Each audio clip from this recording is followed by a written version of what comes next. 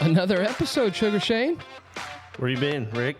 Man, that's like the reoccurring question of everything that I'm getting right now is what are we doing? Where have we been? What's going on? And it's been hard to kind of talk about all that stuff, man. We had a lot going on. I haven't. It's been so long. I'm starting to develop calluses on my hands because I have nothing else to do but play guitar. Well, we have had a lot going on, and we've had that question quite a bit on our Instagram and direct messages and emails of people that have asked, hey, where's the podcast been? What's going on? What are you doing? Short answer out of all of it is, man, we've been busy. Yeah. I mean, we've had a lot of stuff going on. I mean, we're going to dive into a lot of it, but we've got some really cool guests with us. Returning guest, Mr. Kyle Cheeseman, which big change with you too. We're going to dive into all of that.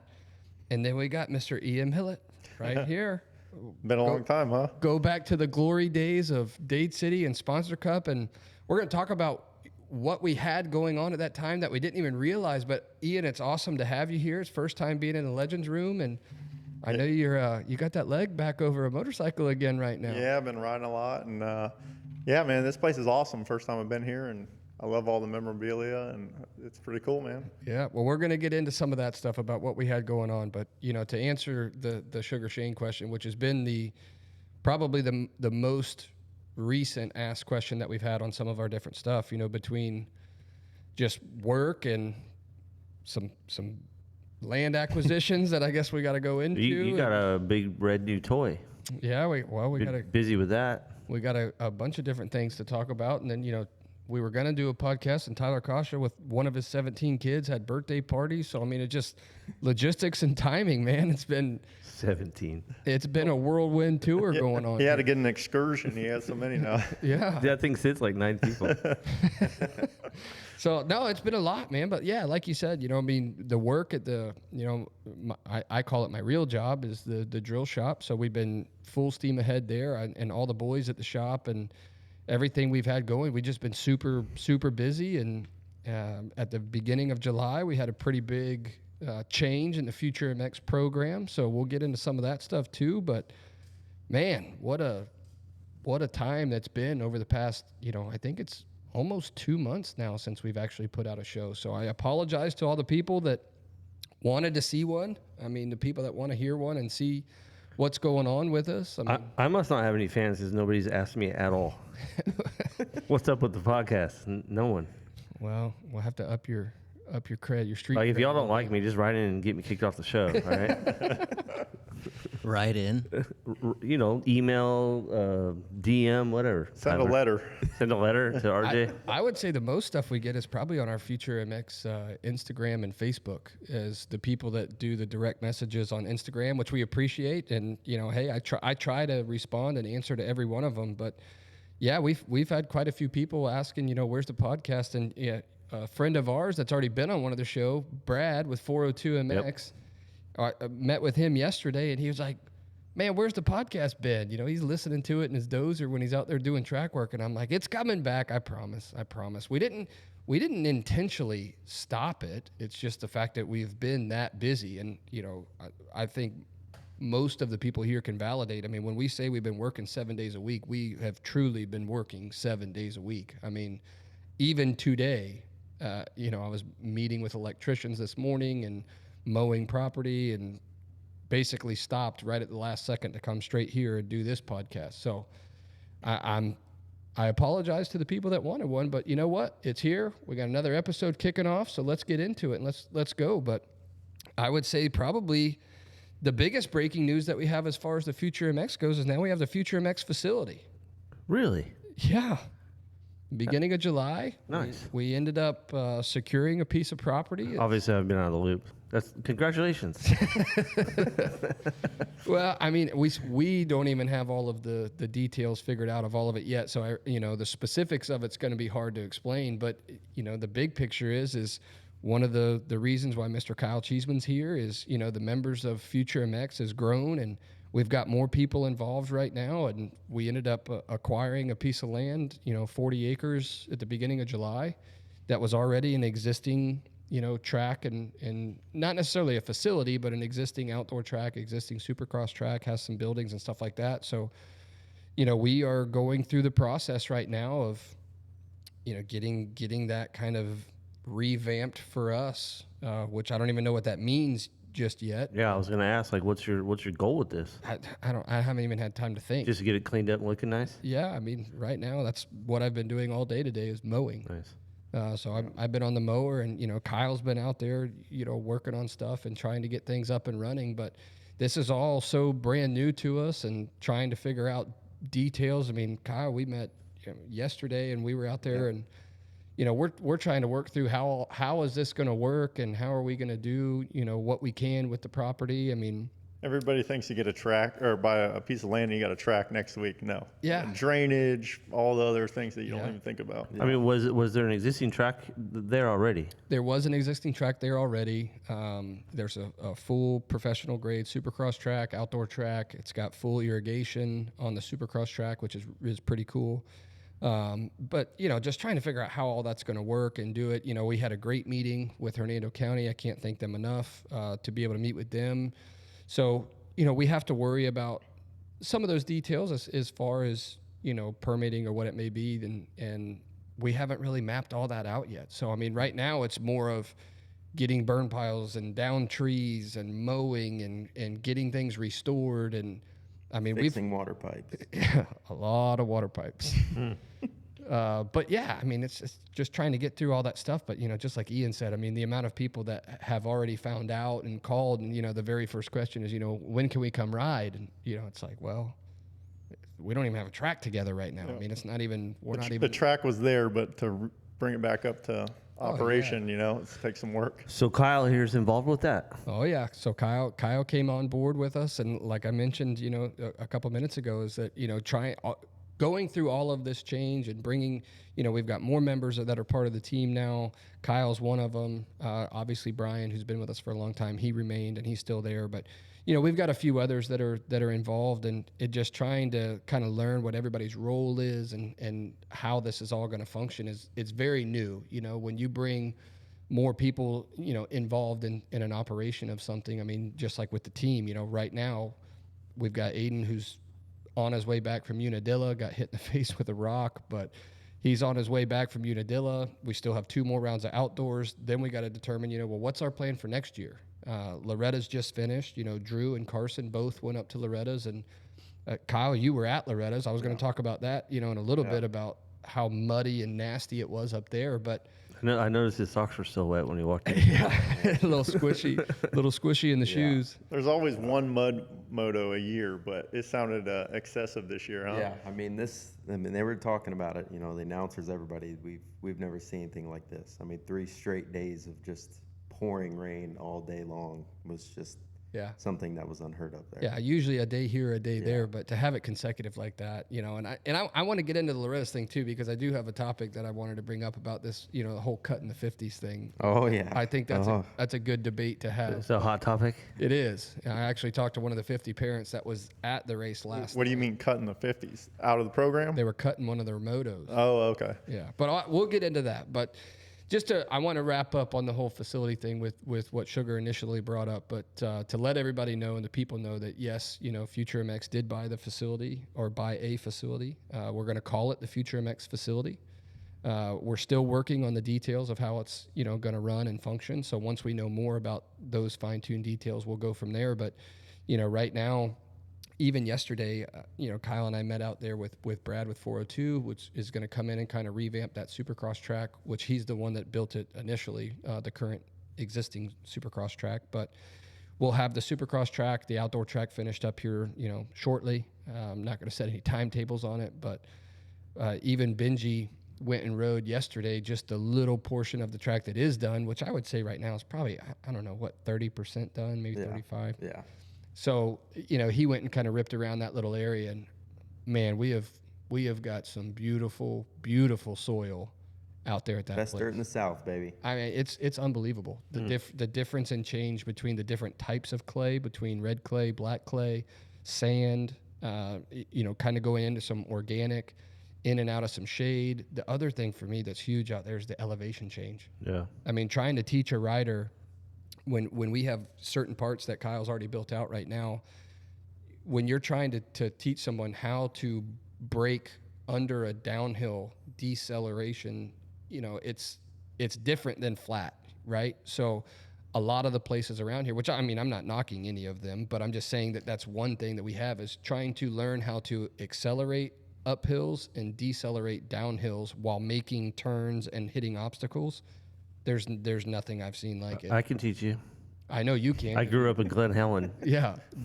So in Florida, these hills are small compared to Glen Helen, right? Yeah. But still, for Florida, it's good. For Florida, it's huge. Yeah, I mean, most of the tracks we think about that's in our area, which there's a lot of great tracks in our area, and credit to all of them too. But I think one thing that's going to be an separator. Well, that's part of the natural landscape too. Yeah. Part of the natural landscape and off-camber turns and uphills and downhills, and trying to learn how to manage those. I mean, yesterday Benji did a very short stint on the track and went down because he's not used to it. I mean, there's not anywhere that I know of that you're going to get that kind of training. So I think that's kind of cool.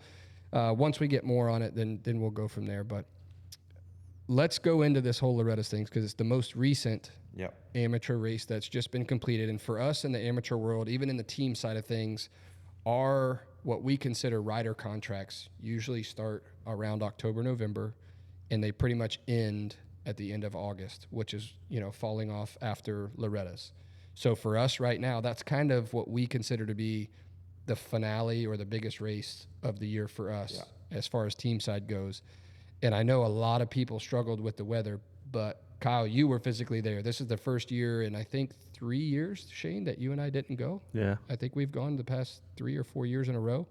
But this year, with the glad I didn't. I know, especially now, because we were going to take the semi up there, and then obviously with the acquisition of the facility, that kind of changed everything. We're putting a lot of, financial and even time commitment into the facility to get it up and going. So it just didn't make sense for us to be able to take the semi up there. And now after watching the weather the whole week, I'm kind of glad, because could you imagine just pulling it out with the tractor, right? Yeah, and you have 20 people going in and out of it every day, just covered in mud. Oh, that would have been brutal. Who's cleaning it? Me. You'd still be cleaning it right now. Oh yeah. No, I've talked to a lot of people that are still trying to clean from Loretta's. But Kyle, you were there. Give me your skinny from Loretta's. Honestly, the week started out really good. The weather, the dirt, the track they prepped the track a lot different this year. There's a lot of mulch in it. It had some really good moisture. The ruts were deep, and then as everybody knows, all hell broke loose. I think it was Wednesday, maybe Tuesday night into Wednesday. Changes some things. Yeah, man, it started, and the first day, I don't think we touched the track before noon or 1 p.m. I mean, we sat around all day long and did nothing. It poured rain, destroyed the pits, destroyed the track.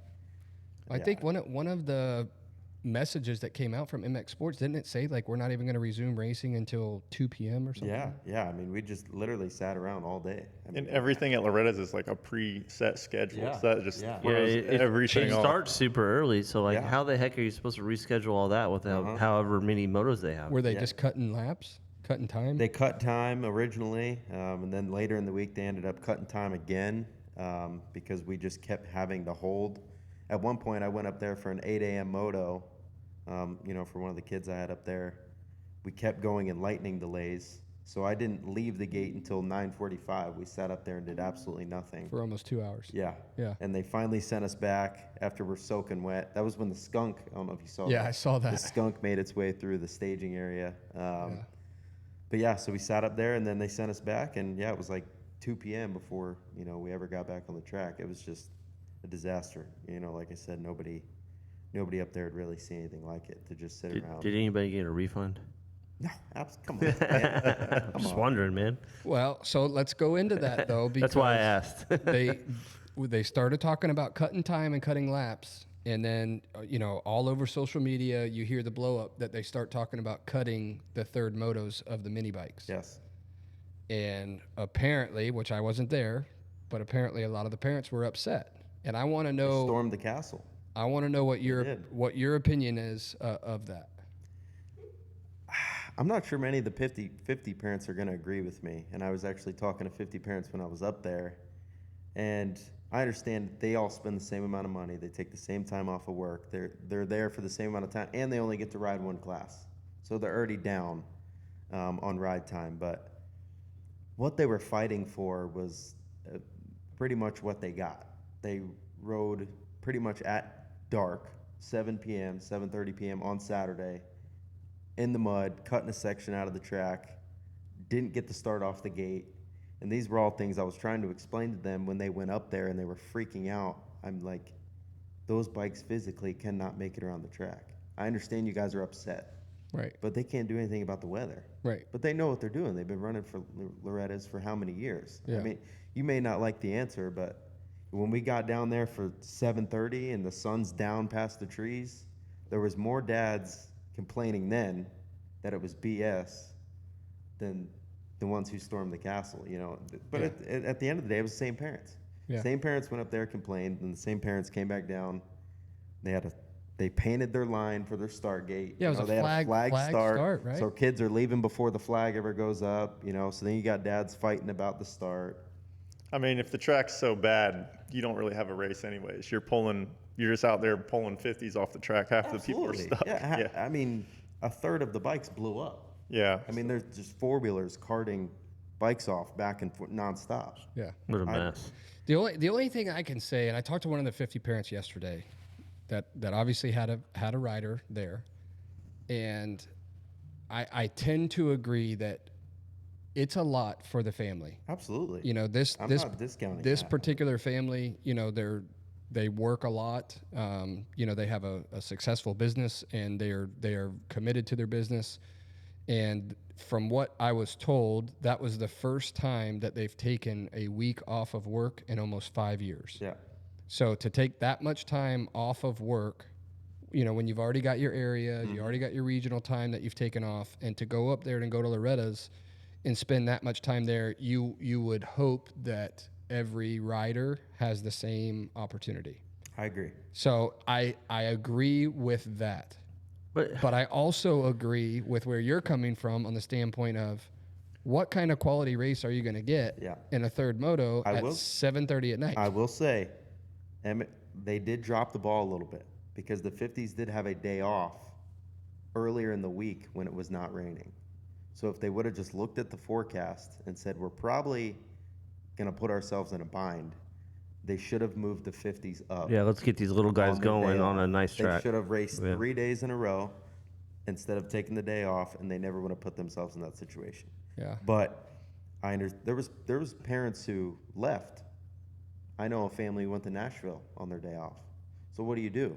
Yeah. I mean, if you make that call on Monday, then you know it gives everyone some notice. But well, I would imagine, situation. just my opinion right now, I would imagine that Davey and the people, Tim, you know, Cotter and the boys at MX Sports, I would imagine that they are probably reviewing this scenario because it's never happened. Exactly. So, you know, first time, okay, they did the best they could, you know, shooting from the hip. Yeah. But now I would guess there's probably going to be some type of plan put into place that if it was to happen again, there's a mapped out plan of this is what we're going to do. Oh well, they already know damn well that could happen up there. Yeah. Obviously, what was it, a few years back after we left? Yeah, the whole place got destroyed. Like it's always a possibility. Yeah.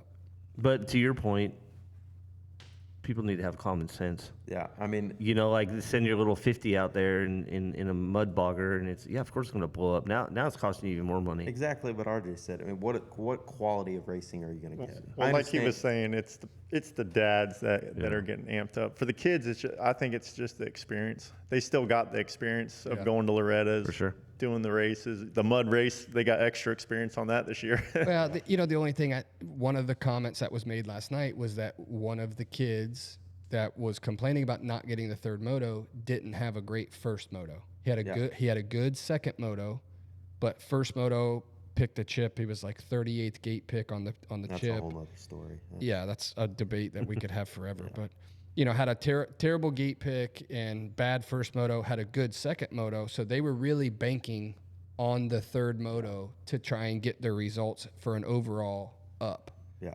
But with the weather, it just didn't happen. It sounds like they got one though, so they did get the third moto. Great, Hey, little Johnny, there's always next year. I'm not kidding. It was dark. There's always next year. They were racing in the dark. Yeah. The lights had come on the Monster Tower. The billboard lights came on. I think that has to be probably the latest that Loretta's is running. Oh, ever.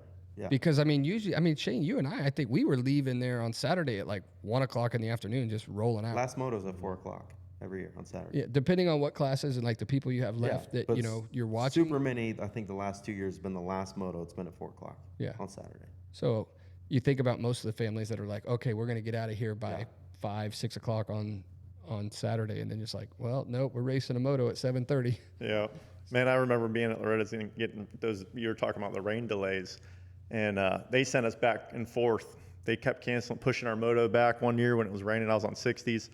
And we learned a lesson there.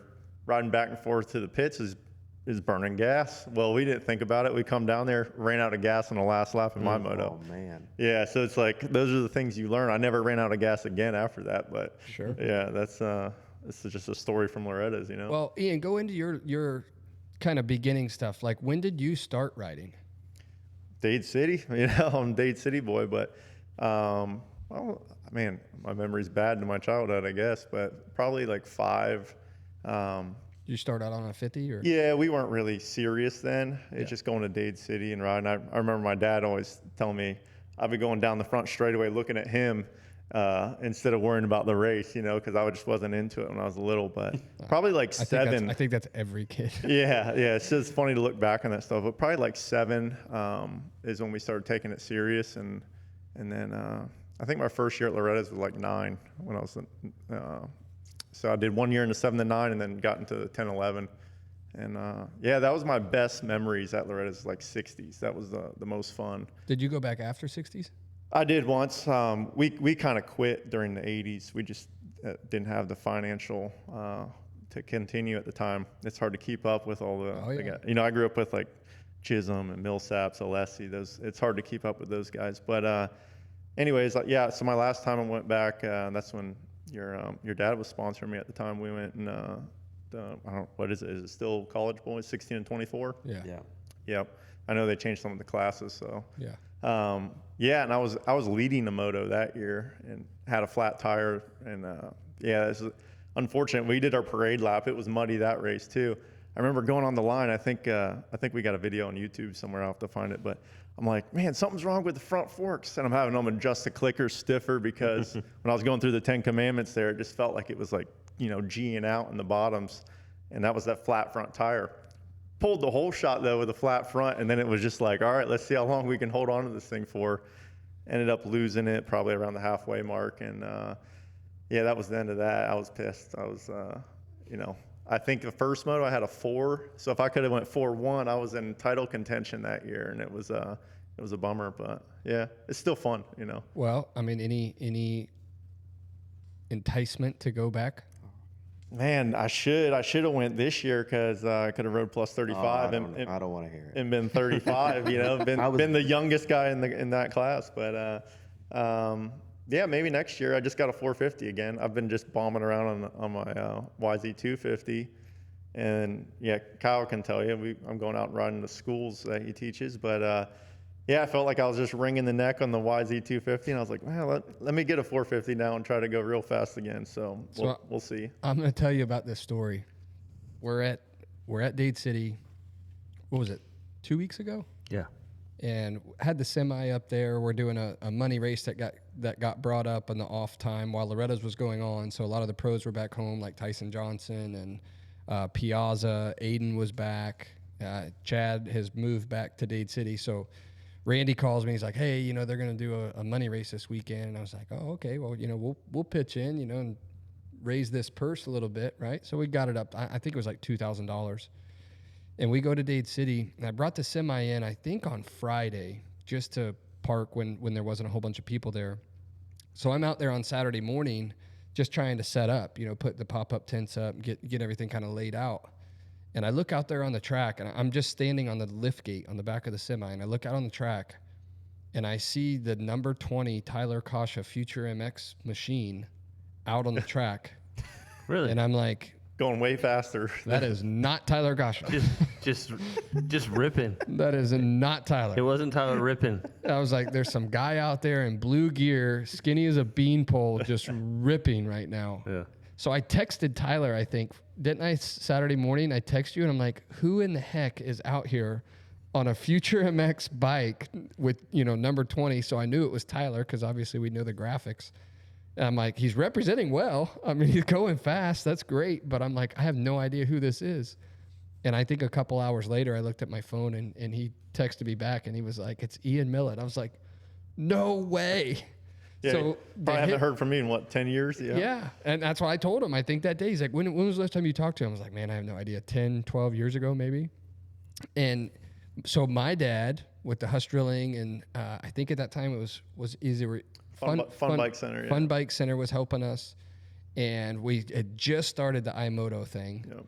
So we had kind of put all that together, and we were sponsoring Ian. So this is going back to the glory days of the Dade City Sponsor Cup. Or like 2010, 2012 era, somewhere in there. Between there, yeah. Yeah, it was real big, 08, 09. I was going to say 08, I think, is when it actually started. Yeah, 08 to 12. And then it went, we ran for probably 3 or 4 years. But, I mean, I look back at that now, and Kyle, you're a little bit younger than I am, but even Ian in this scenario, I mean, it was so competitive.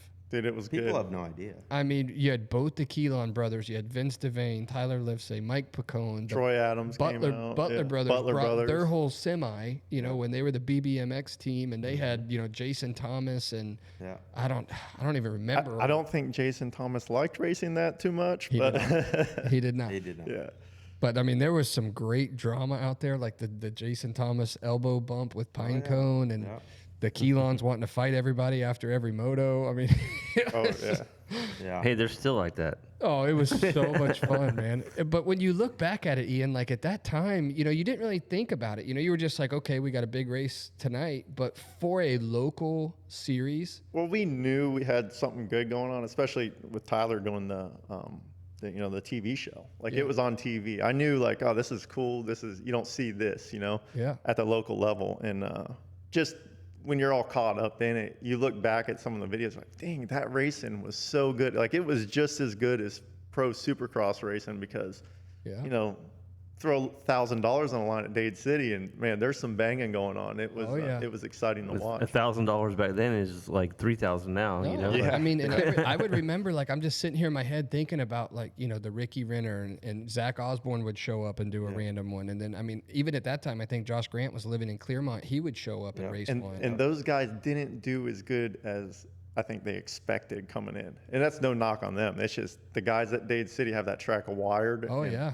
Yeah, man, it was good racing. Oh, that was huge. I mean, I remember even with Tyler Kasha, that was kind of during the iMoto stuff. We had a lot of that, the YouTube videos, and we had the Dade City MX YouTube channel going, and then we got on TV, and then we did the commercial where we were in every movie theater, there at the local movie theater, Wesley Chapel. And I went for a movie one time. I saw it. I was like, what is this? Yeah. Remember we had to do all that filming and stuff at night, and that was a lot of fun, but I don't think when we were in the moment, at least for me, it may be different for you, Ian, being there, but at least for me, I don't think I realized how big it was at that time. How special it was. Or whatnot. But then when we would leave, I went to a race, probably a couple years after Sponsor Cup had kind of dwindled down, and I went with Randy to Atlanta Supercross, and we would go somewhere, and those people would talk about Dade City, the series that we had going on.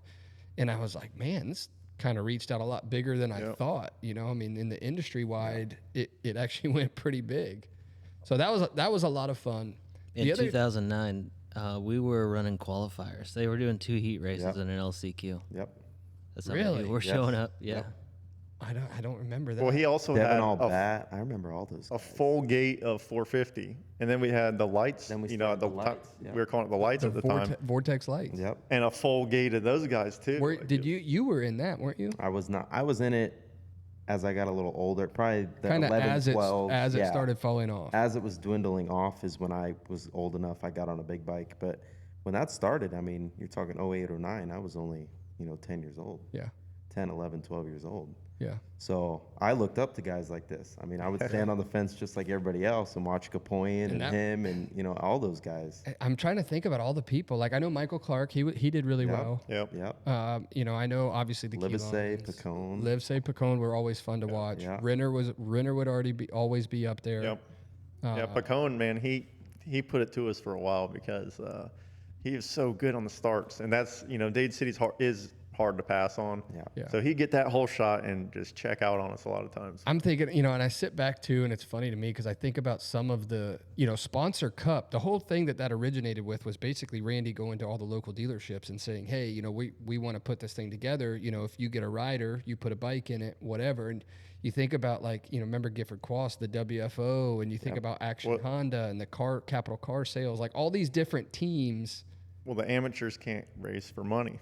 So this gave the sponsors collected the money. So this way you could get some fast amateurs in there and get them some experience racing. They're not collecting money, you know. So that was like kind of like bending of the rules to get by, but it was cool. That was a super fun time, honestly. I mean, the amount of people that were there, like even vendors, you know. I mean, when you talk about how packed that place was. You get out of there 12 at night. Well, round one year is when we went until 3 a.m.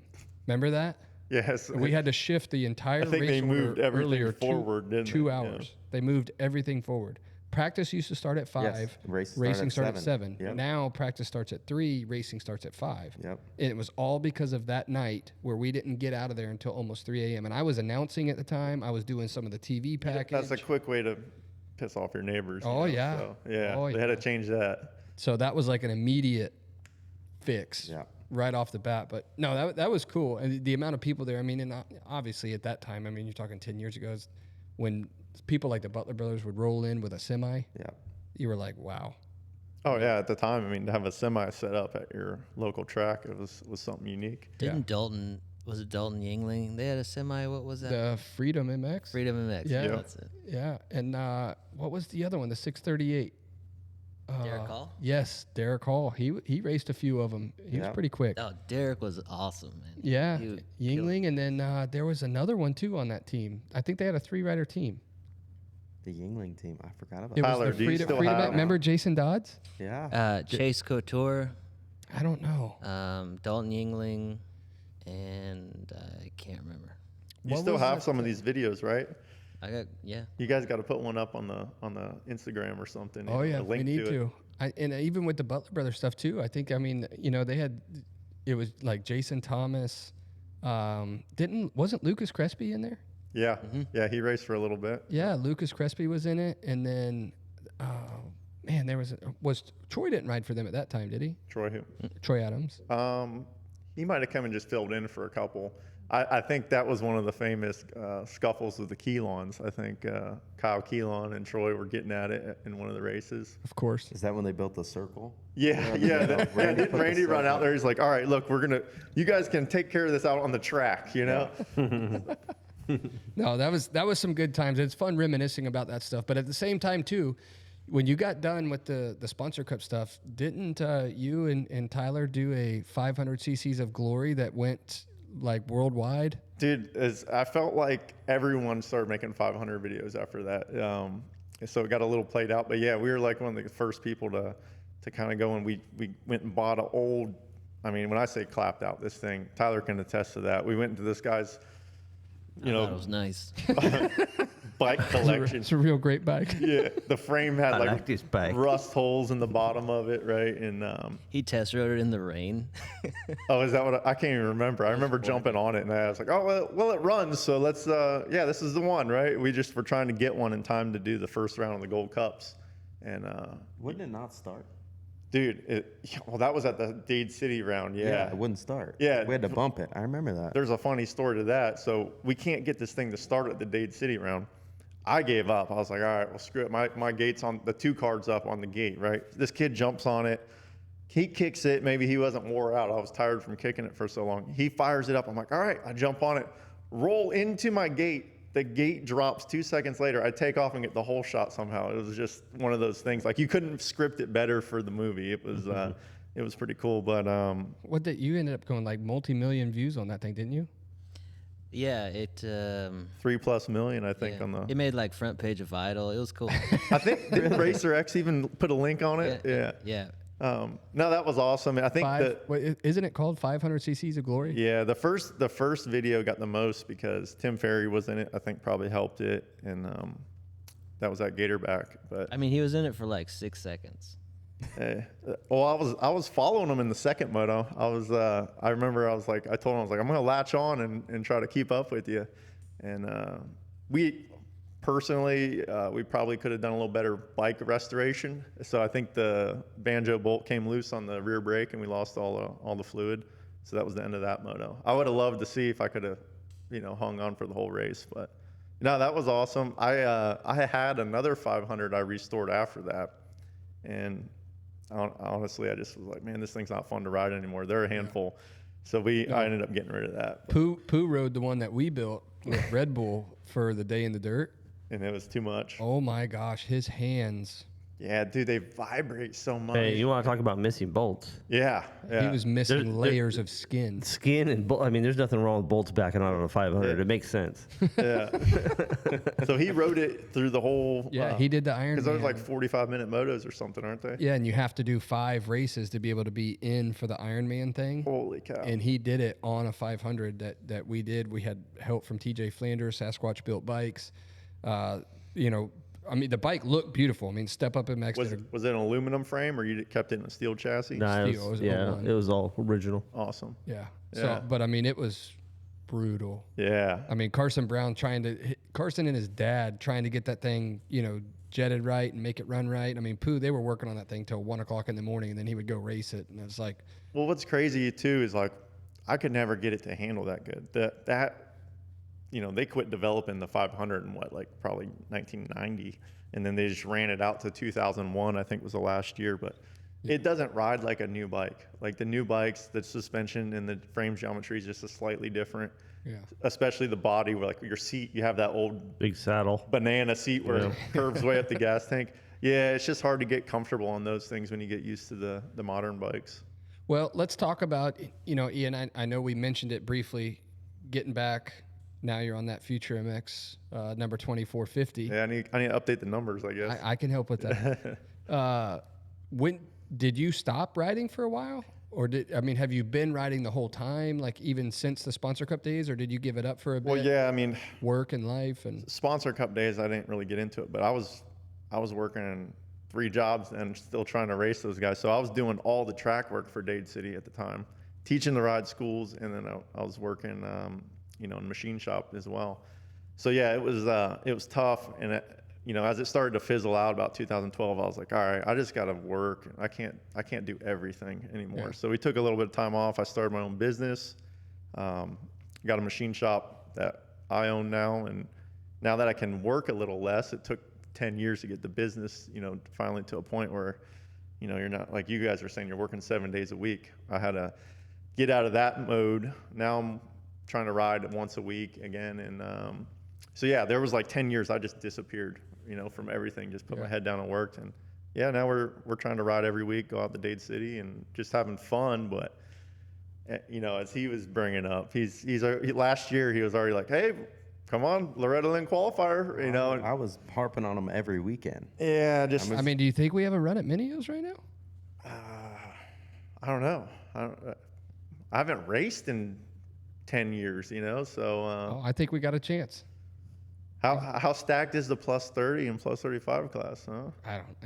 I don't look at any of the. Is there old pros riding it still, or? Oh, I'm sure. I mean, or Mike Brown will be there. I'd give a shout out right now, straight up. I was impressed. Ben Riddle. He rode good. He had a great Loretta's, and I think he was going in that last moto. I think he would have won the moto and possibly the overall. I'm not sure. What class? One of the age group classes, but Ben went up there, and credit to him and the whole HBI. I mean, that I was impressed. I really. Hey, you don't forget how to go fast. You just might take a little less chances as you age out. Yeah, well, and your endurance. Anytime you go up there and you're on the line though, and you got a Mike Brown or a Jeff Emming sitting next to you, you're like, oh, okay, well, we got to think about that one a little bit. Mm-hmm. But yeah, well, we might have to try and get. Are we still going to be the 128 or? I've been running 28. I went back to 28. 28? 128 came up because someone always kept signing up before me with the 28, so we had to throw one on there. But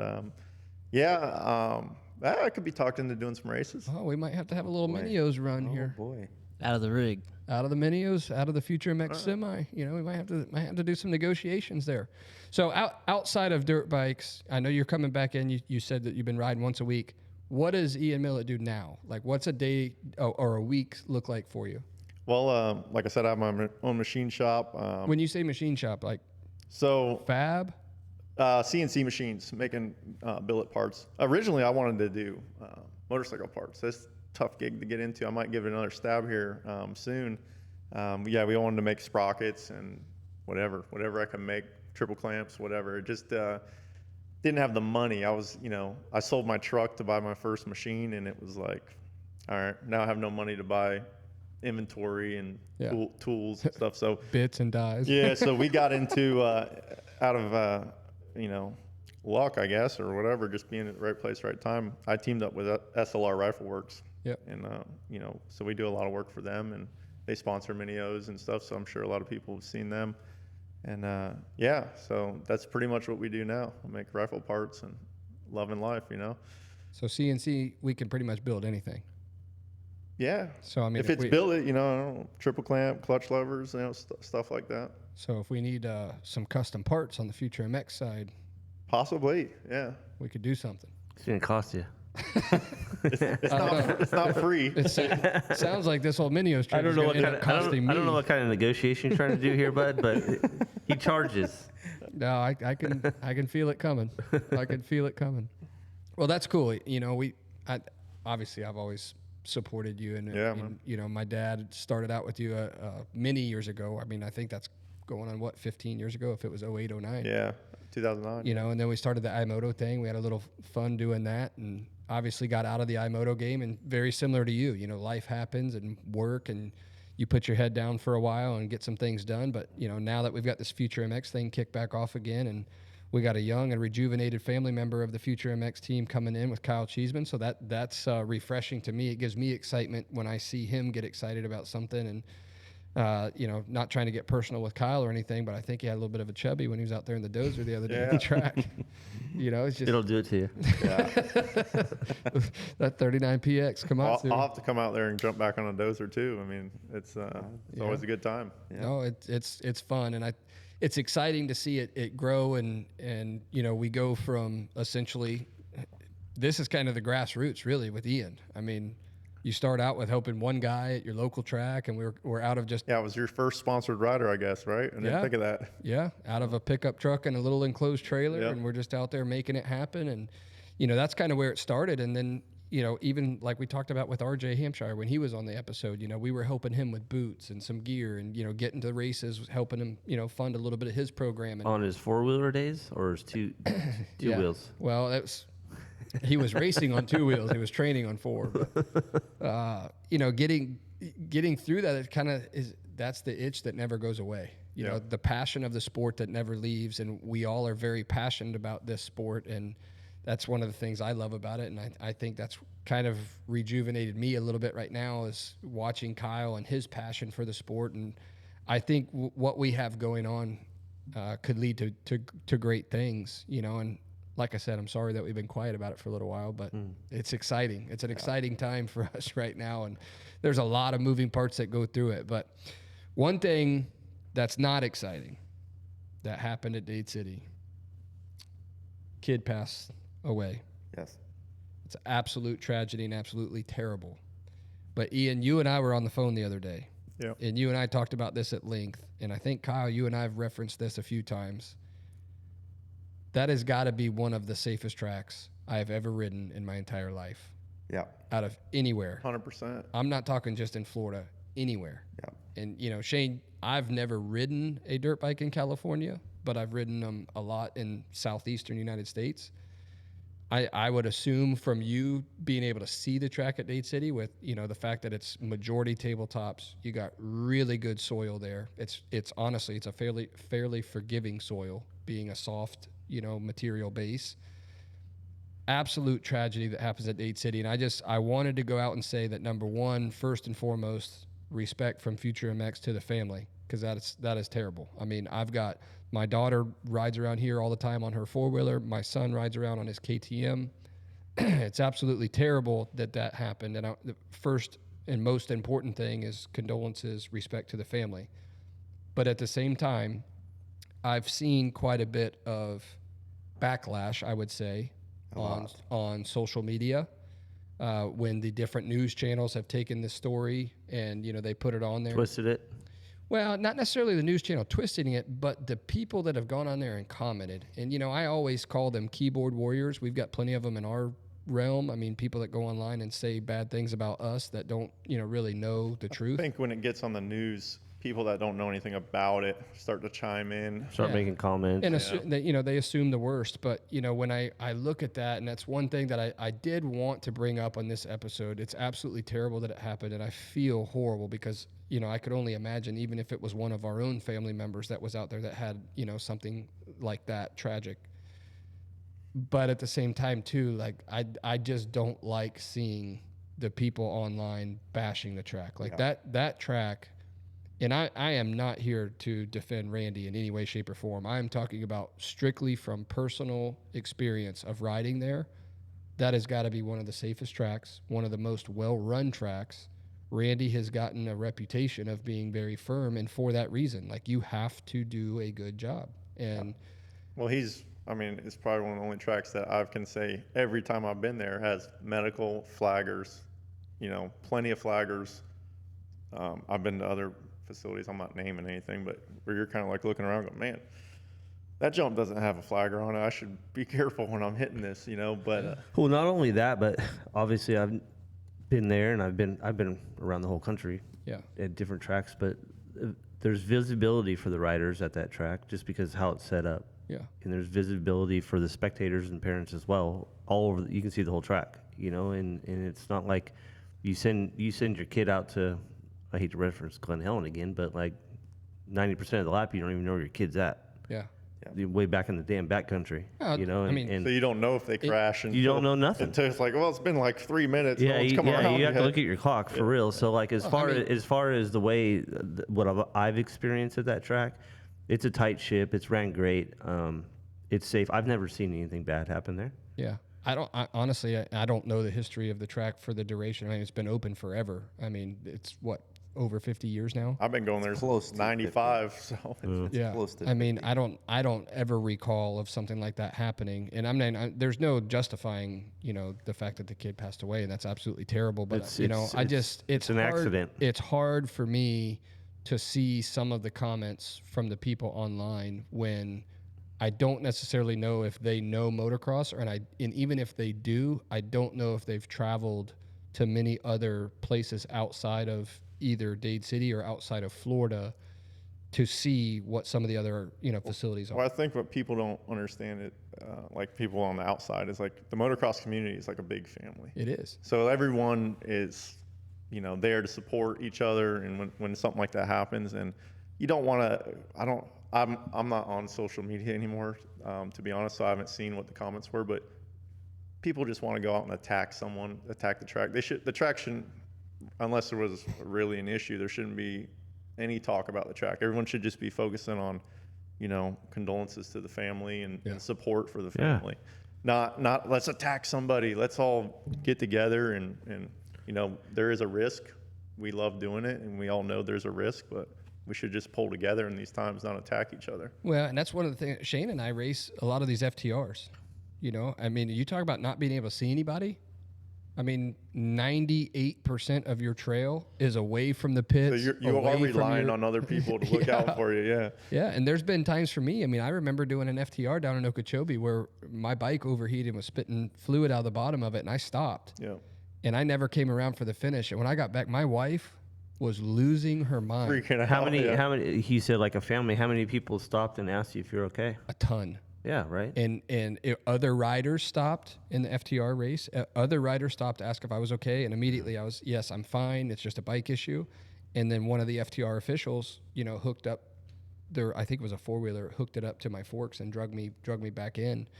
And I was fine, but your family doesn't know that. Yeah. But you and I do those all over the state of Florida. I mean, traveling to go to the FTRs, I mean, you don't get to see anything at all. And I think the visibility at Dade City is great. I think the fact that they have so many, tabletops, which obviously gives you a flat, it's not a double.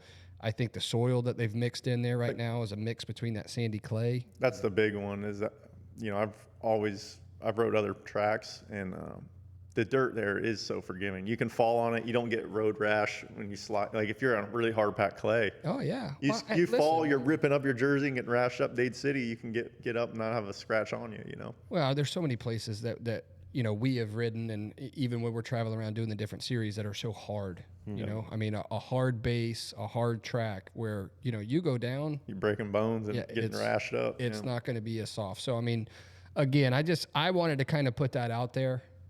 I'm not here to advocate for Randy. Randy doesn't, owe anything to me, or I owe anything to Randy. I wanted to say that from my own personal experience, both as a family member of, people that have ridden there, myself, my kids. I think it's a very safe it's a facility. Besides the track, though, too, it doesn't matter where you ride, like you said, as far as the risk. I mean, from a little Johnny out there riding to a guy like all the way up to like Kirk Caselli. Yeah. There's always that risk. Hey, any time you throw your leg over that motorcycle. So whoever's going online and talking whatever they're talking, probably obviously go to doesn't know McDonald's that in your much. car and get in an accident and get hurt. Course. I mean, there's always risk involved. It's just don't attack people. We should all be pulling together and supporting. Yeah, that's one of those things that every time you throw your leg over that motorcycle, you're assuming that risk and saying, this is something I love. We get the adrenaline from it. It's a passion that we're going to go do it. Just like, Ian went road crew today. I mean, I go jump on either this bike right here and go race a FTR. The minute my leg goes over that motorcycle, that's something that look at the risk he took on that 500 in the rain. Something he chose to do. He chose. Well, all good. I just wanted to get that part out of the way. One of the other things that just happened, as of yesterday, good friend of ours, Mr. Jet Lawrence, wins the 450 championship. Perfect season. You guys think it's going perfect? Well, it's not perfect yet. It's been perfect so far, and ends perfect. up winning the championship yesterday. Yeah. Do you think that was going to happen in year one? Not a shot. Yeah. I mean, he's a very talented rider. I mean, everyone knows that who watches the sport. But, I mean, to just assume that he's going to get on a 450 and just, I mean, not only win, but the perfect season so far has just been something else. I mean, we haven't seen something like that in a long time. It is crazy to think, he's so young. Yep. And I think he rides a 450 better. I agree. So it's just insane to see because he wasn't perfect on the 250, No. It jumps up to the 450 class with Sexton and these guys that, Ferrandis, guys that have won championships in that class. And I'll be honest, he makes it look easy. He does. To do what he's doing. I would say that this weekend, though, probably the most pressure I've seen on him in a while. First moto, Yeah, probably the most pressure I've seen on him in a little while. But at the same time, how much is he in conservation mode? Yeah, do you think he's toying with him? Knowing that there's Could be wrapping up the title on the line, which is way more important in his mind than a perfect season, is getting the title. I mean, it's not a knock on him. It's not as exciting to watch as I grew up in the Carmichael Stewart days. Those guys just raced different. It was balls to the wall. You wanted to beat everybody by as big a lead as you could. I don't think Jet does that. I think Jet is, hey, I'm gonna beat you by 5 seconds, but I'm not gonna risk crashing the whole time. He's a little bit more manageable. Well, I think he's just smarter. Whatever their program they put together is like, hey, manage that lead. He knows he has speed on him, so he doesn't have to check out ahead. That's why I was saying, is he toying with him? He knows the gap, obviously, and if I feel Jet's talented enough or strong enough right now that if he's starting to get a little bit of pressure, he can pull away at any moment if he needed to. You know what I mean?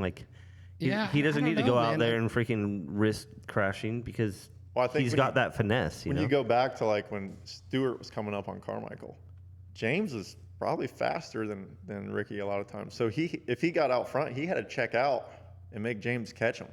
Right. It was a different game. Yeah, I think Jet's like, oh, all right, you caught up to me. Let me just turn it up for 3 laps and break you. It's a different ball game. Well, congratulations though to the Lawrence family. I know Shane and I spent a lot of time with them, and obviously between Tate and Jet and Hunter and Dazzy and the whole Lawrence family. I mean, the crew out there between Renee and Burner. I mean, they have got it going on. It looks like they'll be getting a second one here too now. Hopefully. You know, I big fans of them. I love that whole family and can't thank them enough for everything that they do for us. But it's exciting for me to see that. You know, I'm not knocking anybody else in the field. I mean, there's a lot of plenty of people out there that I love in the sport, but it's kind of rewarding when you see the amount of effort that they go through every day and how real of people they are. It's good. You know, that was well earned, not given. That was well earned. If Tomac was there, do you think it would be different this year?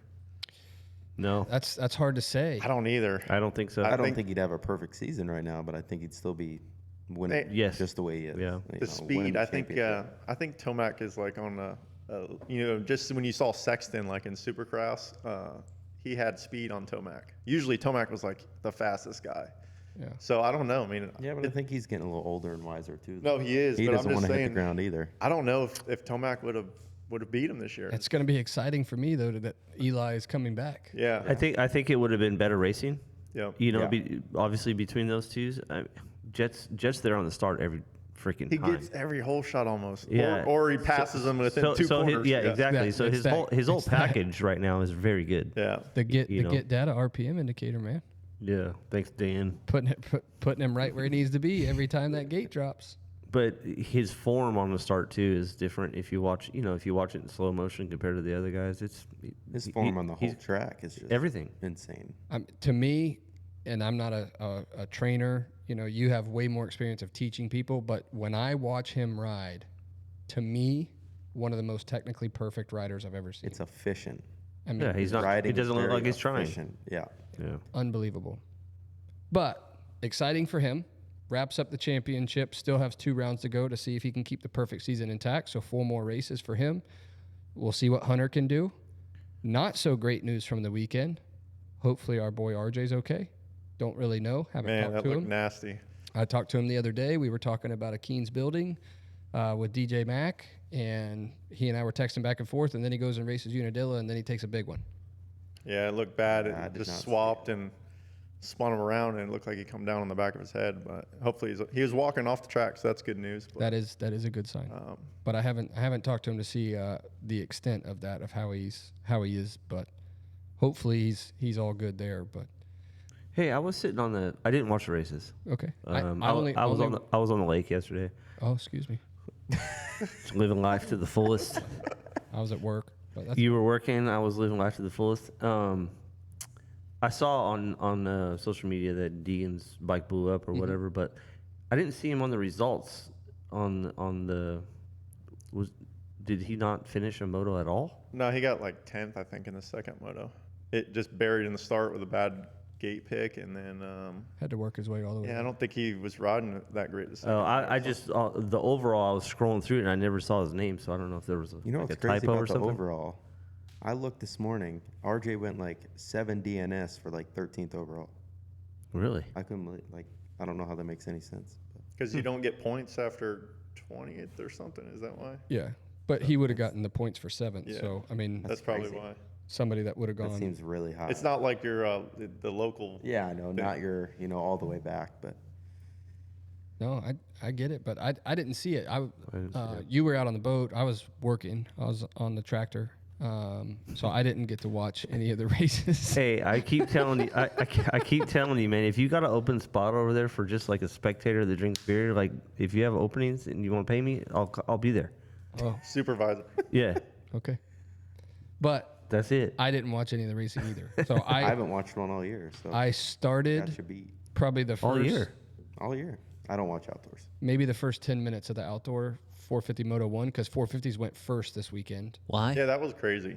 Yeah. Why don't you watch outdoor? He's working. I don't know. It's a I- debate I don't want to get into. I honestly been watching it strictly for the 250 class. Yeah. To be honest with you, and then when the 450, when the yeah, 450s come yeah. up, if I walk away and have to go check the barbecue or whatever, 30 but I'll minutes watch is a the, long time. I'll That's watch all I'll the- say. I'll watch the whole 250 moto. 250's it's crazy. Like been from good. 1 through 10, it's all jumbled up every moto. Yeah. So Well, we'll see. I mean, I'm kind of leaning more towards the Kyle mentality here. That we haven't really set and locked in all of our deal for next year. We've got a couple people that we've been talking to. I do know that we will still be on Cowie thanks to Ryan Holiday and the boys at Cowie. So we're going to stay on Cowie for next year. Yeah, is that a 24 over there? There is a 24 in Looking here. sweet. Yeah. I was going to bring that up and ask you about it as far as like, what are your intentions for next year as far as racing? Just like stay near the pro ranks, stay, go help, keep with the amateurs. Like what are you thinking? To answer your question straight up, I have no idea. No clue. There is so much moving parts right now with the purchase of the facility and what we've got going on out there. And honestly, there's a lot of build out that needs to be done out there as far as, we want to have a lot of amenities for, the people that we invite, to come out. So, between rider lounge and, a full gym, legitimate gym, there's a lot of build out that has to be done. So that's going to take quite a bit of financial contribution and financial strain. So I think right now, as long as we can get Kyle's blessing and, he can hit the lottery, what is it up to now? It's like way, way high.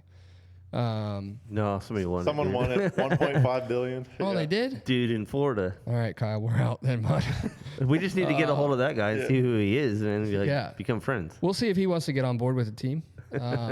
We've got, like you mentioned, we've got the 2024 Cowies are rolling in right now. We've got 2 of them. We've got 3 more that are on order that should be here within the next couple of weeks. Our goal right now the plan would be to have 2 250 East Coast Lights pro guys. Yeah.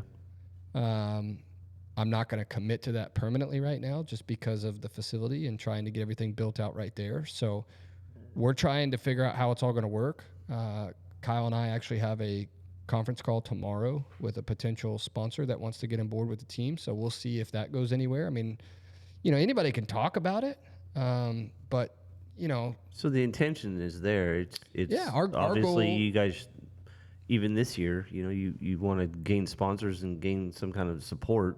Yeah, and that, it's that has a lot to do with it. It all boils down to cost. Yeah. When you talk about putting that either the semi on the road or even we have the team sprinter. Aiden and our mechanic Pooh, who's been doing a phenomenal job running basically the program.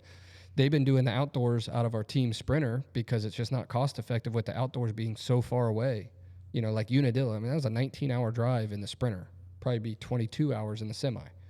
And the cost of fuel in the semi's thirsty, right? Yeah, it's very thirsty. It runs at about 5 miles a gallon going down the road of diesel fuel pricing. Well, the way me and you drive it is probably about 3 miles.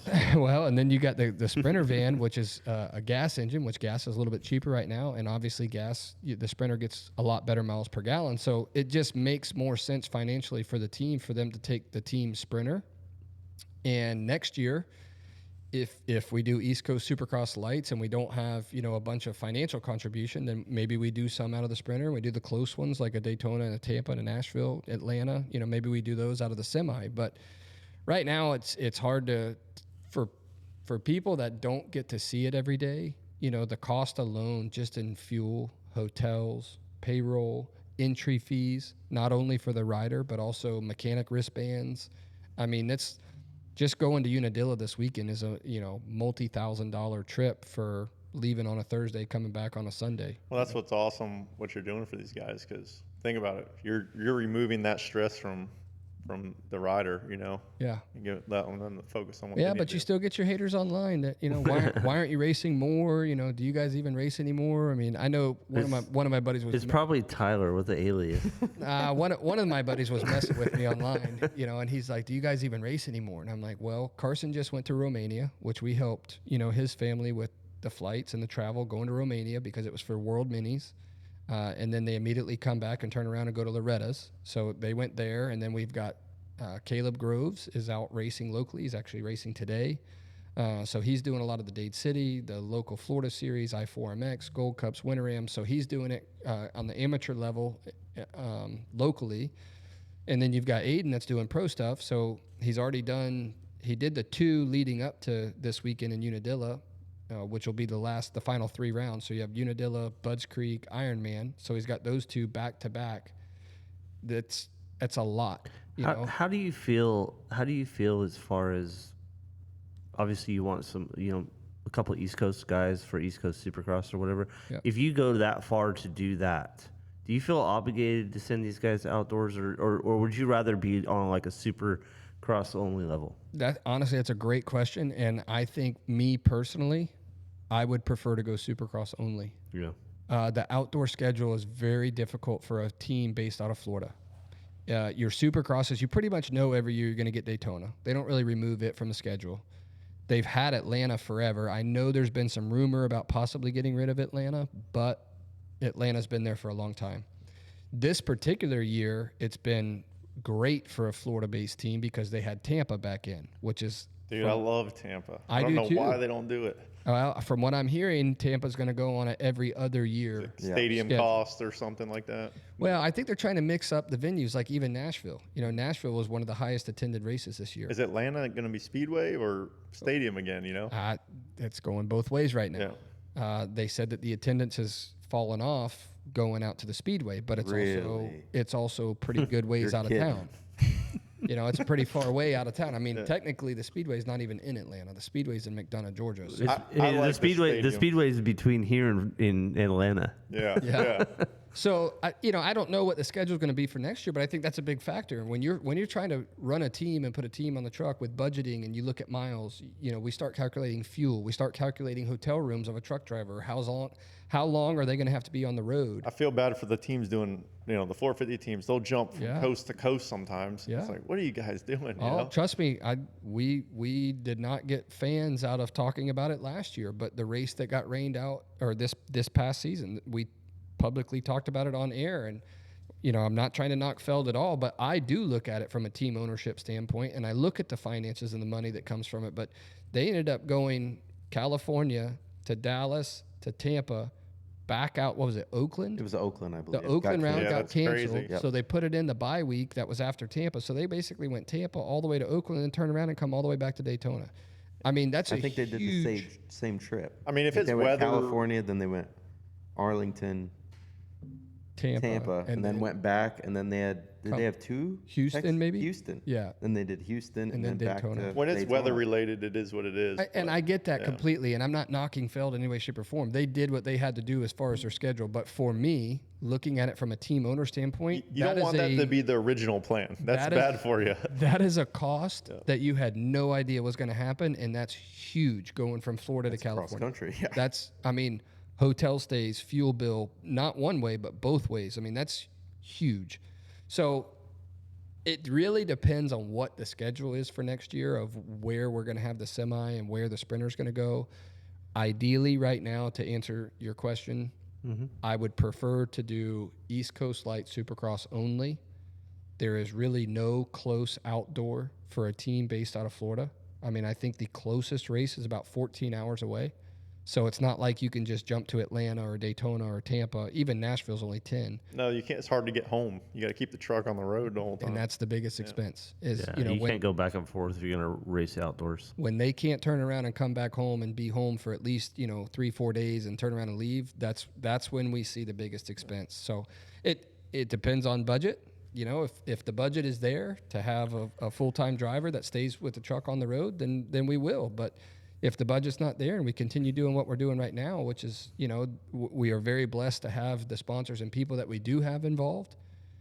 If it's not there, then, we'll be racing Supercross only, and some of them will be out of the semi and some will be out of a sprinter. But if somebody steps up and, wants to come on board and sponsor the team for the year or the season that justifies that cost, then we will.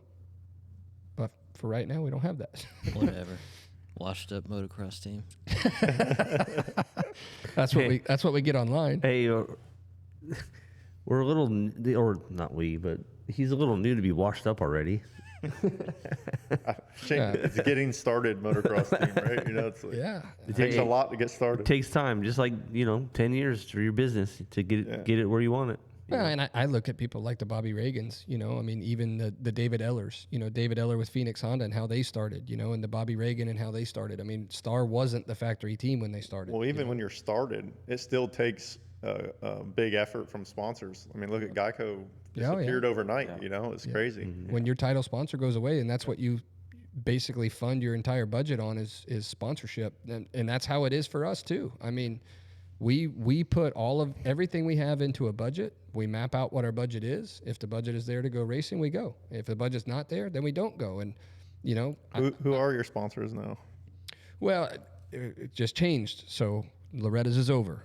So Loretta's was our last. Okay, so it's a refresh coming up. All we have right now is the next two outdoors. So obviously we are with Cowie. We have a great relationship with Fox. We have a great relationship with Oakley, which as soon as you walked in today, that's the first thing I thought of is what a great shirt you have on there. So we have a great relationship with those guys, and we anticipate that to continue moving forward. But the people that we've had that have come in throughout this year, you know, like for example, Bo Parton with the Medina Parton Financial Group, which is a Morgan Stanley financial company out of Tampa. They came on board this year and helped support the team. That's great. I am extremely grateful for them. I hope that they will get on board with us for next season.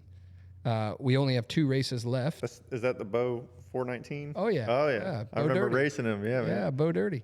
No, I love Bo, and you know, I can't thank him enough for what he did do for us. But you know, for one season, that budget's gone. I mean, that budget was gone 2 races ago. So we basically have to go through Budds Creek and Ironman, which we're already signed up for. We have full intentions of going to each round, but at the end of outdoors, our season is considered complete. So any of the sponsors that we had in this past season, we try and start reaching out to them. We map out what can we do for next year. You know, is there any way to increase a budget from one of them? Is there a way to decrease a cost in something, whether it's bikes or parts or graphics or whatever? I mean, where you ride. Yeah, where you ride. I mean, all right. Screw the, you know, me coming out, hanging out as a spectator, getting paid. Mm-hmm. Marketing director. There you go. That'd be fantastic. Okay. All right. Sign me up. I want a contract by Wednesday. I'll start working on that. Marketing director. Yeah, but you know, the thing that people don't see is that stuff is happening in the background. Yeah. You know, like Kyle and I have a call tomorrow morning. I mean, that's we are steadily working on those items, you know, every day. And there's a lot of moving parts that go with it. And in my opinion, I think Kyle and I have talked about this too, but I think the facility is a game changer. Yeah. Now we have the ability to go test product. We have the ability to test tire. We have ability to test mapping. We have different soil types that, in my opinion, nobody else in our area has.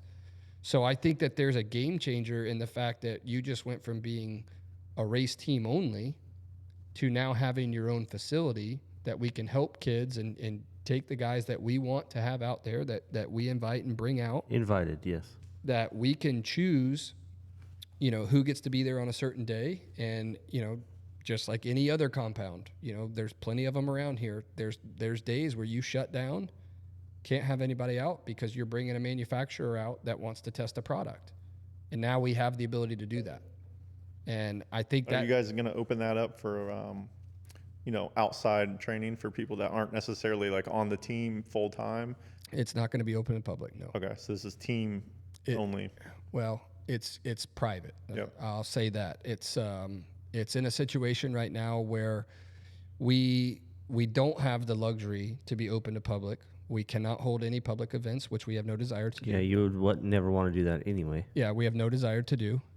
So we respect our neighbors a lot. We respect the county, who has been fantastic to work with right now. Hernando County is where our track is located, and they've been great to us. So we want to make sure that we respect all of them, including our neighbors. And you know, we don't want to go anywhere outside or above and beyond what our expectations are, what our needs are for right now. So, you know, I get that call all the time though, Ian. I get people like, "Hey man, can I come out there and ride?" It's like, unfortunately, no. Yeah.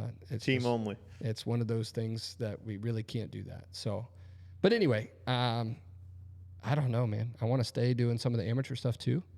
Yeah, that's what I was going to bring up. I was going to pick your brain on that. Yeah, I'd like that's to. why I know was Shane was hinting at it earlier, and I think you kind of skirted around it. Well, I'd like to have. I'm just asking. Well, you were talking about going more toward the pro side. I enjoy the pro side. Well, after this year, obviously it's been a year. You've had a full season. You've helped out amateurs and pro. I just wanted to see where your brain was at. Well, I love going to the stadiums. I love the lights of a Saturday night race. You like all the fame and fortune. I like traveling. I actually Traveling? That sounds expensive. I enjoy the is. traveling, which it is expensive, but I also like the amateur stuff, man. I love Mini-O's. Mini-O's is one of my favorite weeks of the year. To be able to have the semi there and, you know, have some guys under the tent that go out and do well and look for them to do well.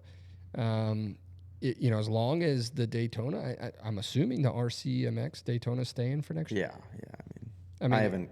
That's not confirmed. I doubt yet, but I mean, I enjoy 15 years or Daytona, something. man. I mean, I going over there and having the pro side and the amateur side is a win-win for us and our application, the way that we function, because we can be in the pro side, you know, on Saturday and have our pro night, and then we're there Sunday, Monday for the amateur side. So that one's cost effective for us to be at. Mini-O's is local here in Florida. We have not taken the semi out to Texas for the Spring Nationals. We have taken, you know, the Sprinter or the enclosed trailer. We've taken it out there. And then as far as, you know, Loretta's goes, we've been there the past 4 years except this year, you know, either with or without the semi in the Sprinter, enclosed trailer, whatever it may be. So I would like to still dabble in that and stay, but, you know, I can't at this moment right now. I can't really commit to anything until we see how all this is going to, you know, map out. Hopefully that answered your question. Yeah, I mean, that was a long-ass answer. He forgot what he asked. When you were just talking just now, I was thinking about Triumph. Yeah. I don't know why. Yeah. I don't know. I don't know why either. Yeah. I was just thinking, like, you know, are they, in my head, I was thinking, are they just going to go out pro racing on lights and that's it, and they're just going to keep it at that level, or are they going to have, like, supportive people want to start using Triumphs? I was thinking that in my head just now.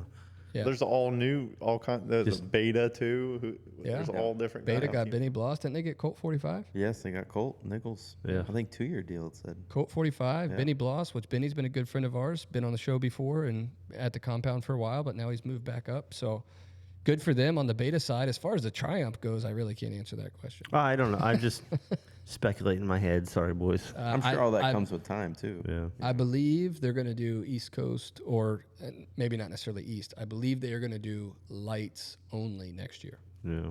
That's I think that's all they have, right? It's a 250. at the moment, I believe so. Yeah, I don't think they have a 450 yet. I believe it's coming the following. Yeah. So, You want to talk about people talking crap online yeah. about seeing that frame or whatever, and everybody's all like bitter about it. Oh, we got to see the frame. Freaking stupid. It's definitely a weird way to reveal a bike. To reveal your bike. Oh, this is what the frame looks like. Did they not drop any other? No, that's it. I figured, like, I was like, oh, whatever. They're gonna drop like a video every day till the whole bike's No, revealed. frame, and then they just haven't heard from them. We only care about Cowies over here, anyways. So it doesn't matter. Well, I care about a lot of people, a lot of Yeah. brands, but for us, Cowie is our brand of choice. So I can't thank them enough. And like I said before, you know, Fox, Oakley, and everything like that. But Kyle, anything else? I mean, now part of the Future MX family, man. It's like I'm excited. I love the stuff's changing, even for you guys that have been a part of it for a while. I think adding it all together, the facility, I think it's just opening new avenues to everything as far as the team and both. So I'm excited. I can't wait to see where this takes us all. I agree. Well, it sounds like we might have a vet rider under the tent Yeah. at Mini-O's. That's what I'm feeling. I think I'm gonna be on a bulldozer and a dirt bike racing here soon. But it sounds like The number 28 Future MX Cowie, man. I see it. I feel it. Sugar, anything else you want to add before we wrap her up? No, I'm just glad we finally got a episode going. Yeah. Well, we're going to try and get a little bit more of a regular basis here for everybody. I one of the moms at the track last weekend at Dade City was like, man, we always used to listen to the podcast. Where they been? I was like, well, Bring her on. doing it weekly, bi-weekly. we were doing it weekly. But we took a bit of a break, not intended. I mean, it didn't purposely go that way. It's just so happened that, obviously the land transaction happened. We've been super busy. We had a lot of different things going on with work and life and everything else. So again, I apologize that we haven't done one, but we got one back up and going here right now. We'll try and get another one, scheduled up. We'll start bringing in more guests and get different people involved. And honestly, we'll keep people up to date with, what we're doing between the facility and the team and, any announcements? I mean, I think the biggest thing right now that we've got going is, it's just been a massive change in our program with this facility. I've never had one before, and that's been a big deal for us, and we're all working really hard at it, trying to get it off the ground and get it going. So, are you going to let the listeners and viewers maybe get like a sneak peek of what the facility looks like, or what are you thinking on that? Like the drone shot and like, look how beautiful this is, and this is what we're doing. You could do like Triumph did, just show just something. We'll just put the frame of our 24 Cowie out there. And just do like the Triumph frame, or, like the start gate of the Supercross track. The door of the building. I don't know. Well, the reason why I asked is because Brad's probably going to beat you to it. Well, with his drone shots. He will have great drone shots when he's done, which he'll be out there in, I think, about 2 weeks is what we talked about. Just make sure he shares those with you so you can post it. Yeah, I'll make sure I get those first and tell him that he's got to have some type of exclusive agreement. But honestly, there's just a lot that has to be done. I mean, we're getting the floors done. We're adding AC units. We're adding the framing is going up right now. They're starting to get things closed. I know, RJ. He don't want anyone to see it until it's like perfect. It's exactly how I feel. I get stressed out right now when I go out and the grass isn't cut perfectly because I want the place to look like a golf course. Well, I already saw it, so I saw it. You saw it look like a mess. Yeah. Just don't put any pictures online. When I saw it, I thought the whole place was on fire. Well, that's because we were burning a lot. We had a lot of down trees we had to get cleaned up, and limbs, and a lot of debris. But a lot of that has been resolved. It looks, to me, a lot better. I mean, Kyle, you tell me. It looks a million times better. Looks a lot better than what it did even a couple weeks ago, but there's still a long way to go. Yeah. We're not going to be ready to ride and do anything out there for a little while. So once we get to that point, then, we'll get some sneak peeks out there of what we've got going on. I mean, like we mentioned earlier in the episode, I would guess at this moment we've probably got about 35% of the outdoor track done. Supercross track isn't rideable right now. We're going to shift the entire track to the west a little bit. So that's going to take time. And, once that gets all up and running, then, we'll drop some pictures out for you. We'll make sure that you're in the center of it. You can stand on like the face of a trip and we'll put you in there. Oh, I thought I was just going to see it online. I didn't know I was invited out there. Oh, man, you're marketing director now. Oh, well, I don't have the contract. We'll start working Once on that happens, then I'll start doing my marketing genius stuff. It's a week-to-week job. Well, just to wrap up there, Ian's question, huge thank you to all the people that have been a part of us for this season. The 22-23 season, all of the people that made this happen this year, it's been a huge learning experience. I mean, if you look at even the podcast, we started this not even a year ago.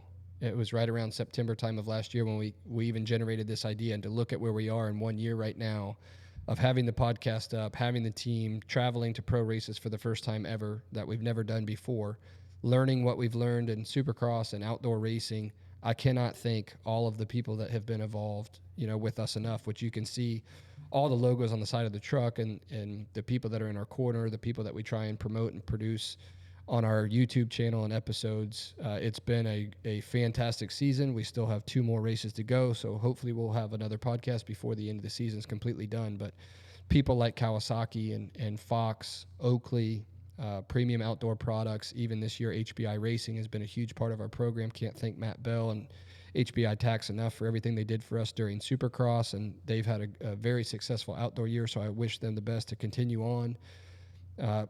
Pro Taper, Cherby, Step Up MX, 612 Suspension, Race Tech, all of those guys that made this year possible and let us get through this season.